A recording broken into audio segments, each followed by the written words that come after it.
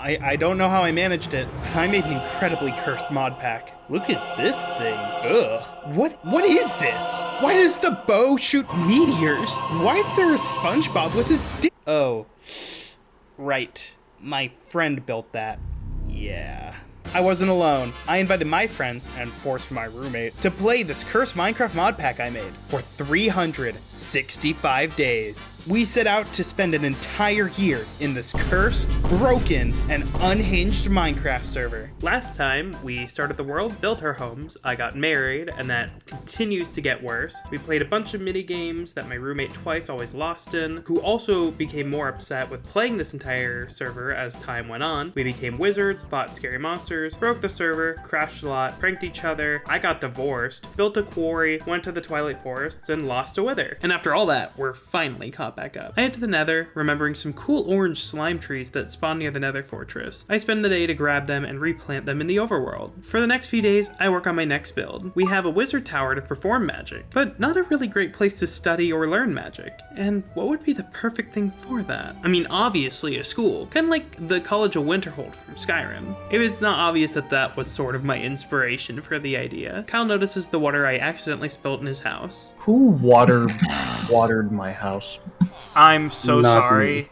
That was you're me. not. I begin to notice there's tons of holes around our area. First, I assume it's creepers, but quickly I learn that's not the case. It wasn't creepers, rather Mad's stupid bow. The fucking This bow. world sucks. It's my bow.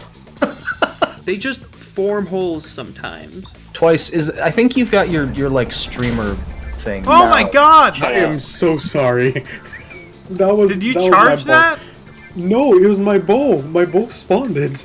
Bow spawned a shot charged creeper that nuked Kyle. I find a goose who eats food and holds items in its mouth? Hello? Med decides to keep it and name him Feelgood Inc. Yes, he did misspell the name. It turns out that one of the reasons the quarry isn't going as fast is because the power isn't traveling fast enough. We absolutely don't have enough power, but having it travel faster would help a ton. I work on making universal cables which will raise the speed. Matt also helps out by beginning to make a building around the quarry so it doesn't get exploded by a creeper, or by his bow spawning a creeper. All those are possible. Over the next few days, we continue to work towards our goals. I'd finish the cables and begin work on another solar panel. Kyle makes a filter and a system that throws extra unneeded items away like dirt and cobblestone. Matt starts to surround the building in clear glass, which seems like a good idea, but quickly turns into a bad one as the glass goes higher. Like a fly on the window, I slam into it. It is what it is, I guess. I'm gonna go get more diamonds.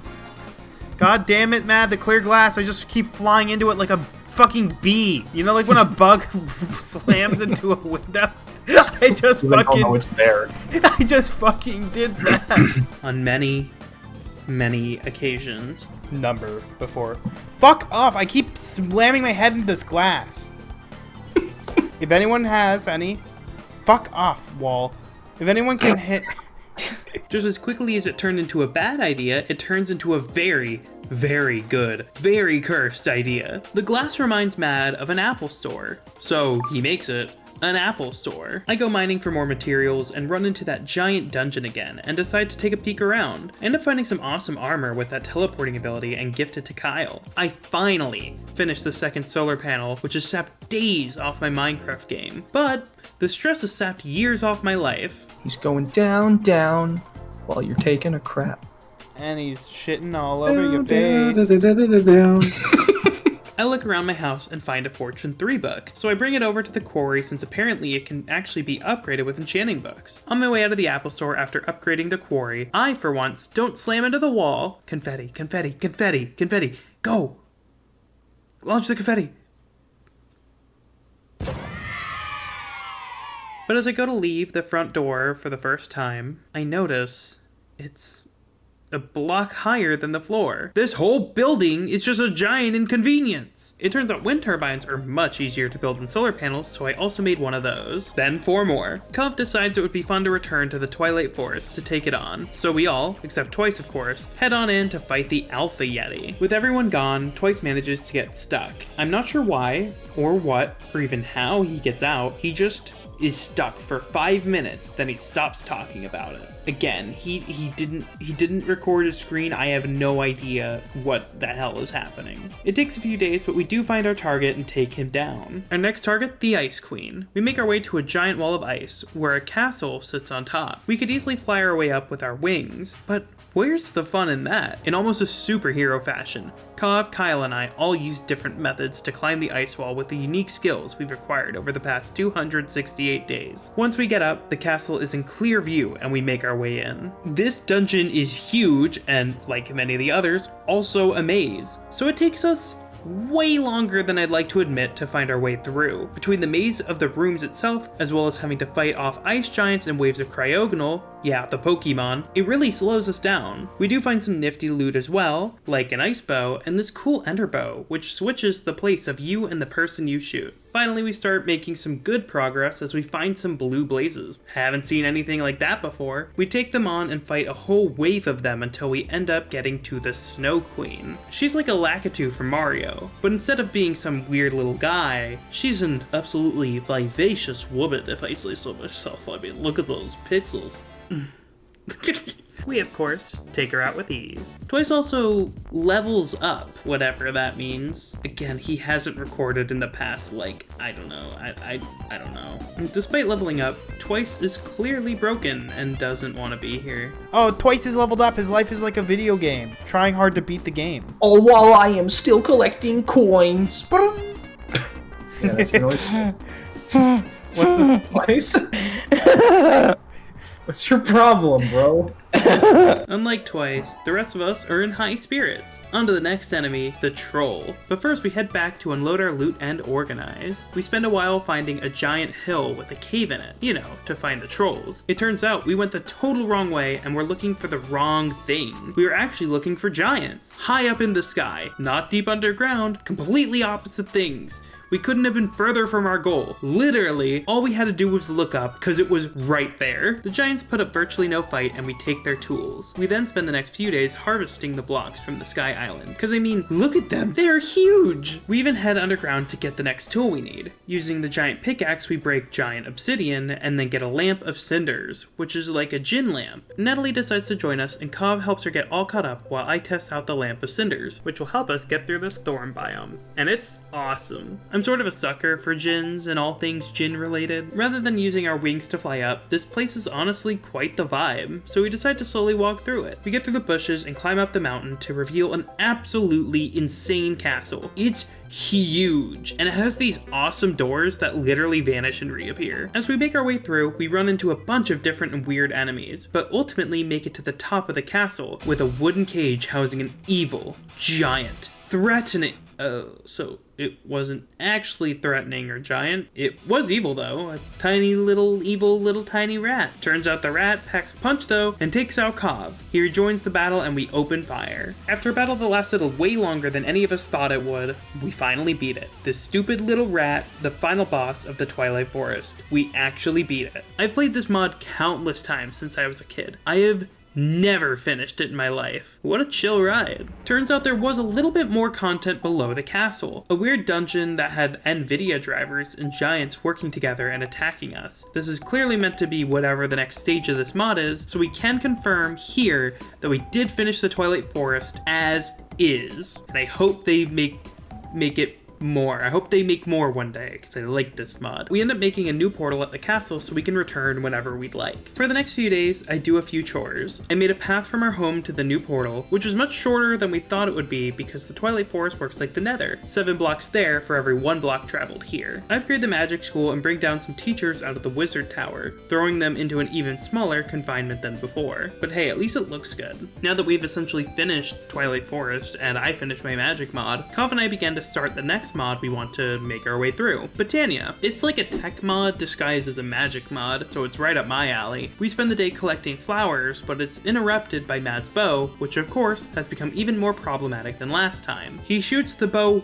once at an enemy and it rains a volley of arrows out the bow, rapid fire, like a machine gun from hell. It ends up completely crashing the server because of the insane amount of arrows being spit out of the bow, entity crammed into one spot. For the next few days, Kav and I continue to work work on Botania and sit around waiting for wood and stone to get infused with magic. Med, on the other hand, gets bored, so he very legitly, and by that I mean very much in creative mode, decides to turn part of our river into lava. I decide it's been long enough since the divorce, and it's okay that I start looking for a relationship again. I find someone nice and decide to take things slowly by getting on my knees and begging them to marry me and throwing diamonds at their feet. Secret tip, ladies and gents, turns out this is very attractive to any person you meet, and it goes off without a hitch. And, well, we get hitched. I impress her so much that we even have a kid together. I get back to Botania as Kov goes AFK for just a moment and crush up some leaves to make some wands. Mad also finishes the lava river, and like the Apple Store, there are immediate issues regarding its mere existence. Turns out lava squids,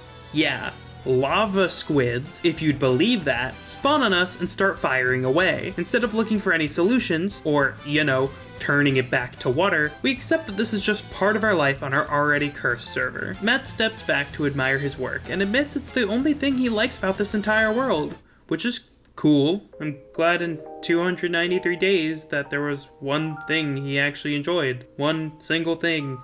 That's very cool.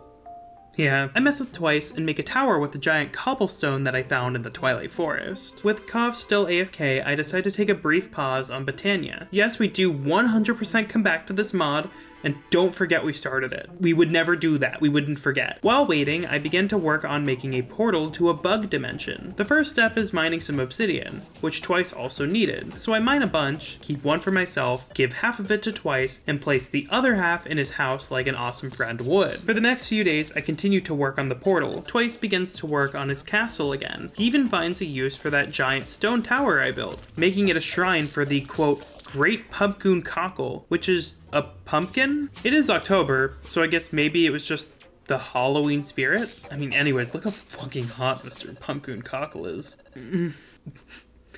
I've moaned a lot in this video.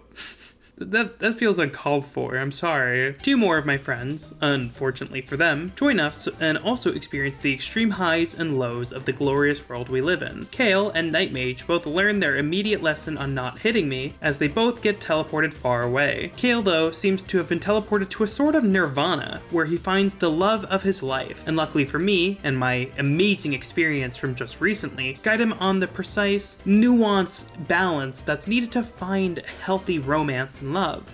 Beg, give her diamonds, give her everything you have. Impress my Minecraft girlfriend who hates me at the moment. Yeah, if you just give her diamonds, like, she'll change her opinion about you. Oh, okay. Kale also learns that he can make pistols, guns, and other weapons. No way he can pass up that opportunity, and finds his own role for the server. An arms dealer. With the portal complete, it's finally time to go to the new dimension, a dimension full of bugs. As I make my way through, I notice the portal isn't lit, and no matter what I do, it's broken and won't light at all. I'm stuck in a bug dimension. It is literally my nightmare. Kov thinks it's actually really awesome though, and joins in on my suffering. Now he's also stuck. Since there's no way out, we might as well look around, and I end up getting lost, and Kov battles a giant mantis. Thanks to my advice from one day before, Kale gets married. All thanks to the power of material possessions. The way to my Minecraft girlfriend's heart is through materialistic items and not conversation. Kale begins making an oven as his first step to building a gun, truly beginning his mission as an arms dealer. Kov and I spend the next few days in the bug dimension, still trapped, but Kov does find a way out, which would be death. I followed Kov's lead and got murked by a centipede. After I die, I teleport to Night Mage and check up on him, giving him what would be only comparable to a FNAF jump scare. Ooh, yeah. Glowstone, let's go. Ah! Wow! What the? Holy shit! This has been a glowstone moment. Unlike Kale's nefarious plans, Night Mages are much more genuine. Night Mage begins to build an arcade, a chill, fun place. Unlike the rest of the server, which is comparable to a battleground at this point. Oh yeah, damn, we just passed the 300 days mark, which means we're getting close to the end. While day 300 wasn't that special, day 304 and the week following absolutely was very special. It's Halloween, and I love Halloween. And just like every other holiday so far, we had some fun little quirky idea planned. But before that, in Halloween spirit, something genuinely frightening happened. Remember that wither that got away a few hundred days ago?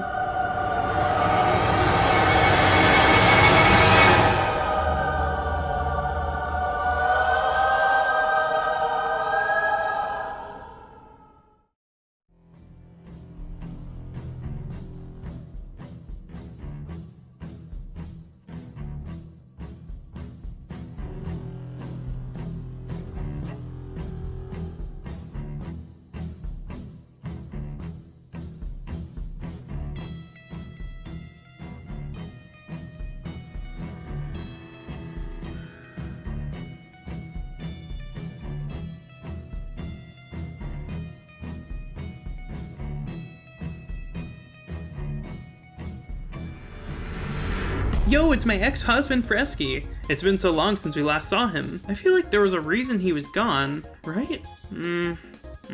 Probably not that important. Surely it's not like he's a danger to society or anything. Well, glad to see him because he's back to join us for the Halloween special. Twice, Kyle, Fresky, Mad, and Kov all join me as we head to a very overgrown pumpkin patch, and a new challenge for the Tower of Simps begins. The challenge is split up into 3 sections, ultimately cutting down competition to 1 victor. For the first challenge, players will battle each other, competing to make a jack-o'-lantern of their fellow server mates. Accuracy matters, and that's what will decide the winner. Twice and Kyle got Fresky. Here's the skin. And here's the results. While I thought Kyle had won, being more accurate to the skin specifically, Fresky said that I believe Twice won, saying it was more accurate to a Halo Spartan, which it was based off of. Okay, I guess. I mean, that really wasn't the challenge, but sure. Twice wins, I guess. Next up was Mad versus Kov, and they had to make Charles. Let's see his skin. Ooh, yeah. No, that's really nice. Let's see how our competitor... Oh, okay. Yeah, yeah, wow. At least Kov's looked human. With that, the winners are decided. Twice and Kov, but also fuck Fresky's opinion, because it's a bad one, so I let Kyle join for round 2. For the second part of the challenge, Kyle, Twice, and Kov have to find a hidden skull inside this massive pumpkin. There are only 2 skulls, which means only 2 can make it out. I want you to look at the size of this thing. Like, seriously look how big it is. Twice finds the first skull in under 5 minutes. Like, what the actual fuck kind of insane luck is that? The rest of the group ends up suffering for days. By suffering, I genuinely mean suffering. They were actually upset at me. Kov all but gave up and just started digging out the pumpkin to numb the pain and keep himself just visually stimulated, while Kyle runs past the final chest over and over. It's just a block. There's a block between it and the surface. Finally, after hours of this, Kyle, who should have technically lost in the last round, finds the other skull,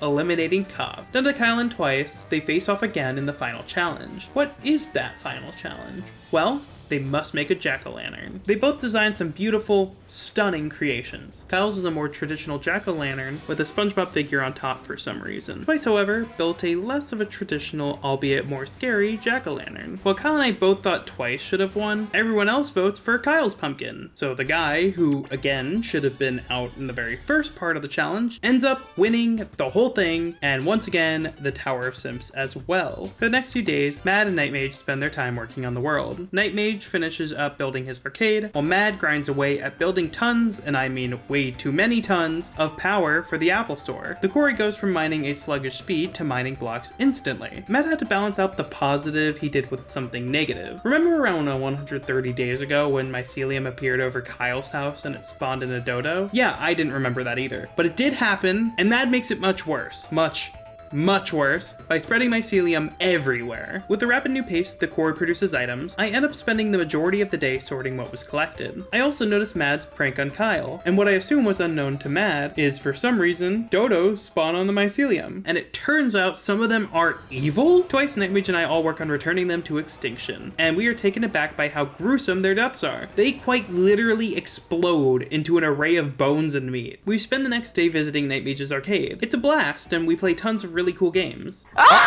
However, as everything on the server seems to be cursed, Nightmage's arcade would not be exempt, as we accidentally managed to fuck up a lie detector. Somehow, even a simple button is too much for us. It's a lie. It's all lies. We're clearly doing this wrong. Do you mind if I do this? Hold Yeah, on. go ahead. How can you fuck up a lie Okay, detector? so now it's yes or truth. Yes, so true. I return to the Erebus with one goal in mind. I want to create some buggy juice to allow... Oh, buggy, One Piece. I want to create some buggy juice to allow Nightmage to serve at the arcade. I get distracted by a roly-poly and make him my friend. I finish getting all the materials for the first step of the bug juice by making an actual juicer and gift it to Nightmage, and make a quick return to the bug dimension to actually get things for juicing. Nightmage also remains busy and works on building fireworks. Excitedly, I rush over to make the first drink for Nightmage and his arcade, only to be crushed. It didn't work. Nightmage and I try moving the recipe, doing anything we can. Oh wait, here it go. Oh, It's just like everything else in this server is. Broken. Nightmage tries to lighten the mood and light up the sky by showing off some of the fireworks he's made. That's not the only fun thing going on in the sky this evening. Kov is off in the distance building himself a UFO. Kov begins work on his next big project, a computer which is basically a giant storage system. This was definitely becoming more and more necessary as the Ender Quarry continued to suck up items from another universe. I end up finding the UFO, which at this point just looks like a disc. I ask about it and no one says a word. That includes Kov. I fly away because it's no use asking, and I just assume the person who made it is offline. I find myself visiting Kale's house and notice his baby is framed up on a wall, and oh shit, it spins! Spinning a baby and likely causing it brain damage gets boring after a while, so I head back to the UFO. Since I walked away from it, it got lights. It also had mobs, which, using this very cool lucky bow, yes, the same one Matt had, we completely destroy the mobs and the UFO in the process. Kov also manages to finish the computer. He and I shove everything we own in it. Kov cleans up the UFO and we find out he was the one who built it, despite ignoring me when I asked. For the next few days, Kale really focuses on finishing his project, and finally successfully makes his first gun. Seeing Kale for the first time in a while means I finally get to ask him about his baby that has been framed on the wall. Expecting the worst, it was actually surprising and almost wholesome response. So what's up with your child? Yeah, I mean, I'm pretty proud of him, so I put him up on the wall. Yeah, so we flipped him upside down so the blood is rushing to his head for like a week now. For the entire day, I try out some new magic skills and swap them out for the main ones I typically use, though I end up kind of just going back to the ones I already liked, because that was what vibed with me the most. But I did decide on day 340 that it's time for something else new as well. Despite having wings I already used to fly, I want a jetpack, because that sounds awesome. I began crafting it and it goes well till I need to fuel it. Completely confused, I make some charging stations and nothing seems to get it working. So I take a break from it. And on my break, Kale finishes a gift for me and brings it over. My very own pistol. I spend the rest of my day completely ignoring the confusing jetpack and make myself some free runners, which lets me run up and down blocks without having to jump. And then I go mining for materials that end up allowing me to craft an atomic disassembler. This thing is honestly the coolest. It's like a supercharged, mega powerful, multi-function pickaxe. With the atomic disassembler made, I go mining for a ton of obsidian. With obsidian, I'm able to continue on to getting this jetpack finally working. And after a tutorial on YouTube, I actually do get it working. All I had to do was fill it with gas. Kale also begins his next goal per my request and starts to develop another weapon, this one being a chemical thrower. At the edge of the city, Kov finds a large gathering of villagers in a monopool. Kov opens up the hole and lets them free. Turns out, for some reason, they weren't happy with our beautiful city. Do you mean to tell me the beautiful NFT wall art, Sonichu, and Dream references were all disliked? How could that be? They flee, almost all exclusively to one of two places. Either they fall into a crevice with a river, where they are all once again stuck, or to Twice's castle as refugees. Of course, this is because they have learned about the prophet, the Great Pumpkin Cockle. Finally, fully charged, my jetpack works. It's less efficient and slower than the wings that I already have, but it's cool because it's a jetpack. This day starts out as normal as any other day, but quickly turns into a 3-day stretch of genuine suffering. 3 Minecraft days is around 60 minutes of playtime. This was nearly 2 hours. How? Well, like any other ordinary day, Twice hits me and is warped into the back rooms, though it's way more laggy than usual. I hit you, and I got transferred to the fucking back rooms. Like, no shit. After some laughs, the server goes down. Totally normal. We reboot it and get on for a moment before it goes down again. Over the course of a 2-hour period, one by one, the server lets on less and less players. Finally, it gets to a point where if there are any players online besides me, the server crashes. The server has been fed up with us for a long time now. From day 1. And it was ready to be done with us and end this journey before it could truly finish. And we were so close to finishing. But just as we were about to give up and realize the world was gone forever, a memory flashes into my mind. The giant wave of villagers that left the city. Where did they all come from? That's right.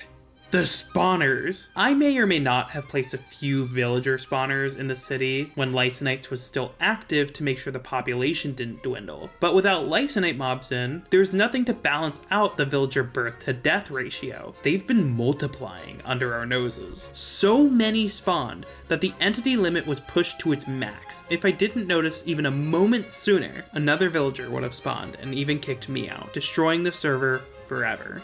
In a last-ditch effort, I picked up all the important villagers I could remember to spare their lives, and poof, they vanish. In the what we have dubbed the Great/E Purge. I return everyone's family back to their homes. Kale also finally finishes working on the chemical thrower. He invites me over and we try it out. But more importantly, he and I deck out our weapons with some awesome skins. To test our pistols, we decide to have a rootin' tootin' Wild West shootout. We step back, count to 10, then turn and shoot. We both miss, so we start having an all-out gunfight. Shots are fired and things are intense. Who will be the victor? Turns out neither of us, as a mutant zombie barrels in and attacks and kills Kale. Then a second one appears and both attack me and I also die. Oh, and yeah, this server crashes again. I guess it's still recovering from the Great/E Purge. Gathering a bunch of obsidian with my atomic disassembler is a breeze, and I mine some just cause I can. I use some of that obsidian as well as the giant obsidian from the Twilight Forest to make a giant obsidian obelisk in the middle of our town. Why? I really don't know. I just thought it would be fun to make. It turns out, the Great/E Purge was even worse than we thought. I lost my entire wizard staff.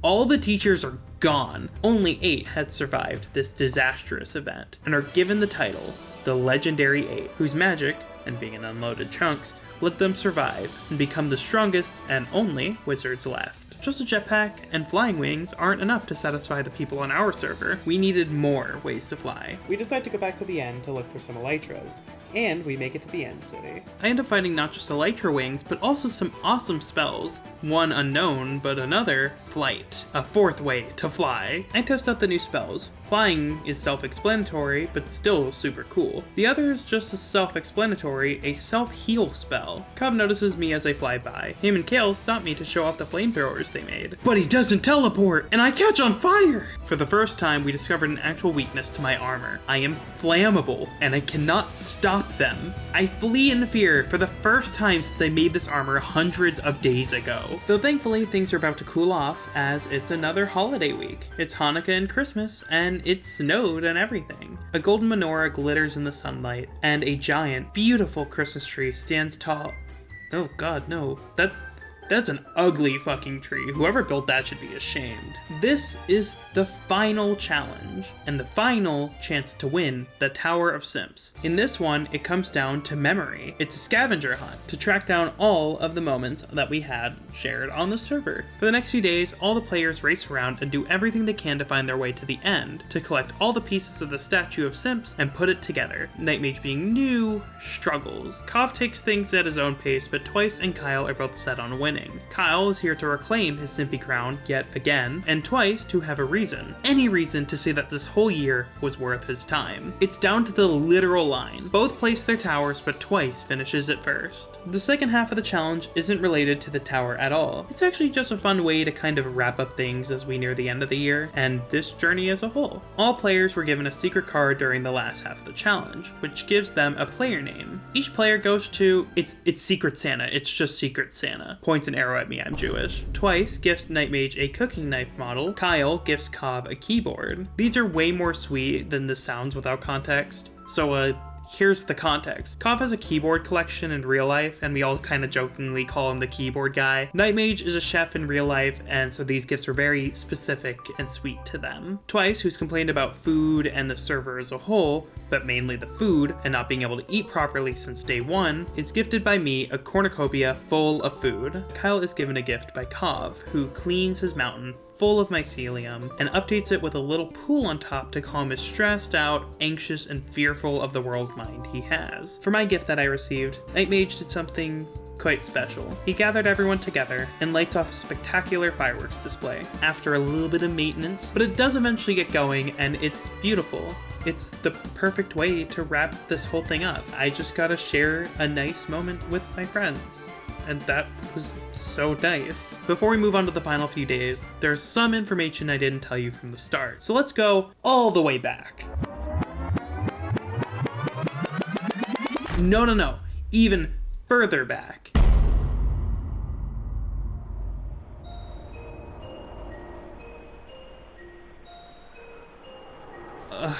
I would sell my soul and be transported to a cursed and or broken Minecraft mod pack for 365 days, aka one entire year, for the money to buy a sandwich.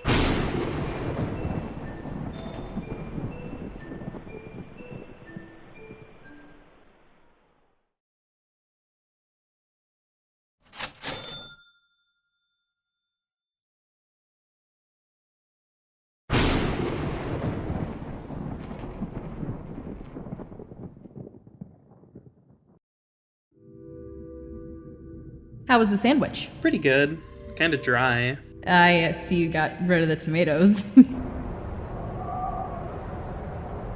Kind of a waste if you ask me, but I didn't sell my soul for 4 emeralds. Are you God?